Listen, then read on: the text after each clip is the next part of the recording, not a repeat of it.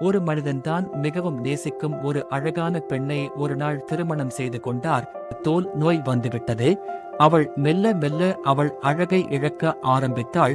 ஒரு நாள் அவள் கணவன் சுற்றுப்பயணத்திற்கு சென்று திரும்பிய போது விபத்துக்குள்ளாகி பார்வையை இழந்தான். அவர்கள் திருமண வாழ்க்கை வழக்கம் போல் தொடர்ந்தது. ஆனால் நாட்கள் செல்ல செல்ல அவள் அழகை இழந்தாள். பார்வையற்ற கணவனுக்கு இது தெரியாது. அவர்களின் திருமண வாழ்க்கையில் எந்த வித்தியாசமும் இல்லை. அவன் அவளை தொடர்ந்து காதலித்தான். அவளும் அவனை மிகவும் நேசித்தாள். அவள் ஒரு நாள் இறந்து விட்டாள். அவள் மரணம் அவனை மிகவும் பாதித்தது. ஒரு மனிதன் கேட்டான், இப்போது உன்னால் எப்படி தனியாக நடக்க முடியும்? இத்தனை நாளும் உங்கள் மனைவிதான் உங்களுக்கு வழிகாட்டியாக இருந்தார். இப்போது என்ன செய்ய போகிறீர்கள் என்றார். அதற்கு அவன், நான் நடக்கிறேன்.